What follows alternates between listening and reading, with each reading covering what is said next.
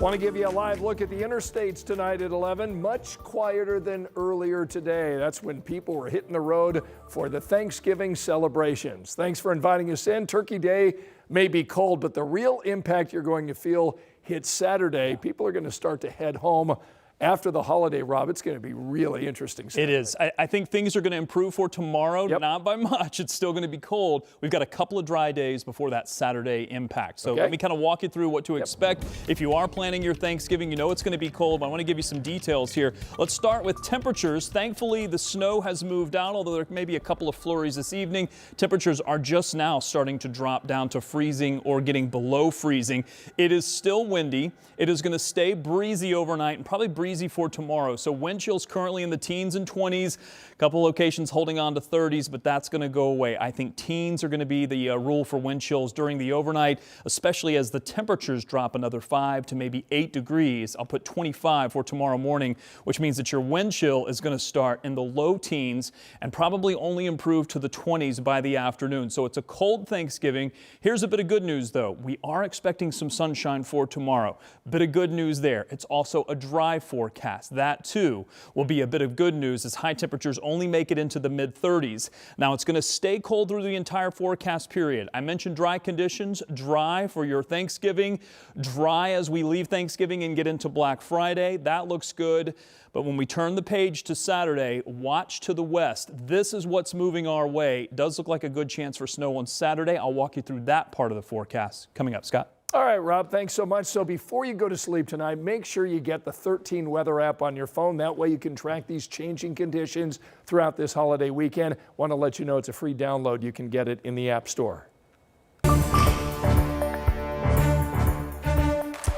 Tonight, investigators in D.C. have identified the man who's accused tonight of shooting 2 National Guardsmen as 29-year-old Ramunu Laknawal. The FBI believes he immigrated to the U.S. from Afghanistan in 2021. Right now, the 2 National Guard members are in critical condition after they were shot on patrol. Our Tom Costello brings us the latest tonight from Washington, D.C. Good evening. We're at Farragut Square here in downtown Washington, D.C., and this crime scene still very active with investigators on the scene. It happened right across the park from me.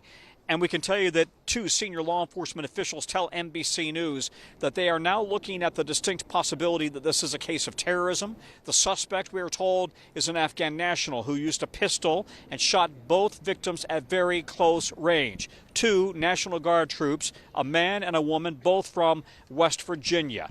Both rushed to area hospitals, trauma centers, and both in critical condition as they left the scene. The suspect also taken to an area hospital. And now the FBI and Metro Police here in D.C. are trying to determine what could have possibly been the motive for this attack on Thanksgiving Eve.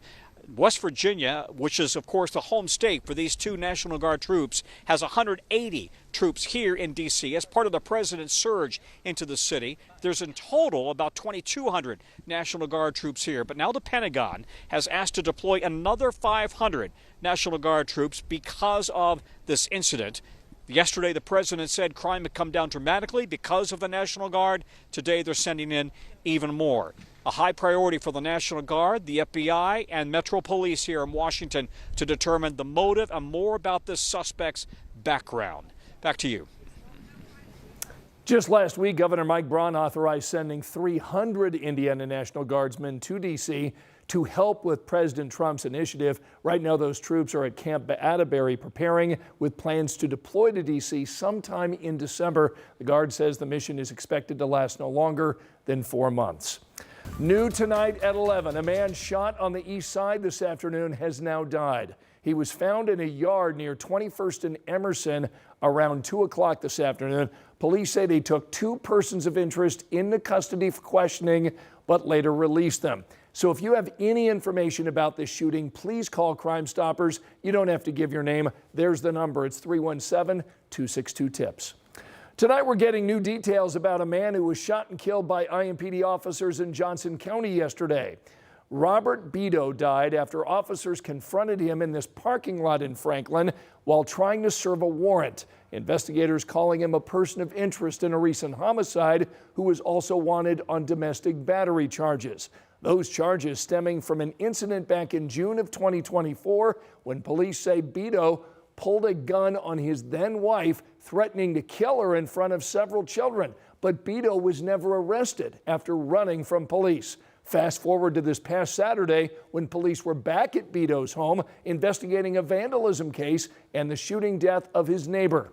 Tonight, IMPD has not confirmed what homicide case they considered Beto a person of interest in. Tonight at 11, we've got a warning from IMPD against drunk driving during this holiday weekend. The department announcing it plans to conduct proactive patrols across our city for signs of impaired driving. And they're also reminding you of ride-sharing deals and discounts being offered during the holiday.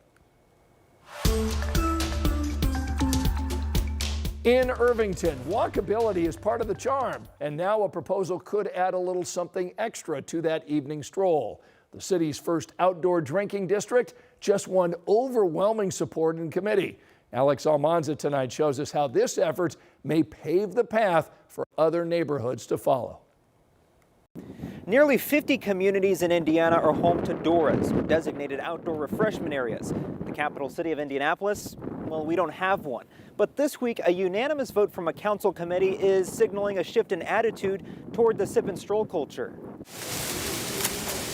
Take a weekend walk through historic Irvington, and you may get FOMO looking through the windows of several bars on these streets. But look a little closer, almost through the looking glass, and you'll see why this neighborhood could be Indy's first to change the rules. We do things differently in this neighborhood. I'm excited for us to take that next step and show that we can lead on something like this, that we can do this right. Councilor Andy Nielsen represents the district where two proposals got the green light from the Rules and Public Policy Committee on Tuesday. The first one establishes a blueprint for the city, allowing future neighborhoods to opt in to being a DORA district. The second establishes Irvington as the city's first DORA. A district councilor could work with their community to get this done. We hope that this process, as we've been kind of building this plane, could be used as a framework. Irvington frequents say if it's anyone that should go first, it's here. It's just so Irvington, and I love it. Jen Zentz travels from Franklin Township to take part in the fun here. A DORA, she says, takes it to a whole new level. So many places within walking distance of one another, and it's just so nice that Snug is right there, Strangebird is over here, and I don't have to get in trouble. So this proposal has more boxes to check than your usual proposal. Yes, it'll go to the City County Council on Monday for a vote, but then the Indiana Alcoholic and Tobacco Commission has to give the green light before it officially becomes law. Councilors say they hope to have Irvington's DORA district up and running by St. Patty's Day of 2026. In Indianapolis, Alex Almanza, 13 News.